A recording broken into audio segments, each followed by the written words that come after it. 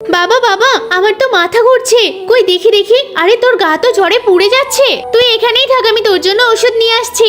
Madam, কিছু ওষুধ দেবেন, আমার মেয়ে খুব অসুস্থ। হ্যাঁ, ওষুধ তো দেবই, তা টাকা কোথায়? আমি তোর হসপিটালটা ফ্রিতে খুলে রাখিনি যে যাকে থেকে ওষুধ দিয়ে দেবো। ম্যাডাম, আমার কাছে তো টাকা পয়সা নেই, এখন ওষুধটা দিয়ে দিন, পরে না হয় টাকা পরিশোধ করে দেবো।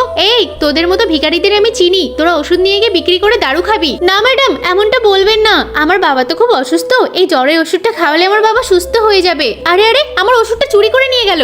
আমি ক্লিনিক বন্ধ করে এক্ষুনি বের হচ্ছি।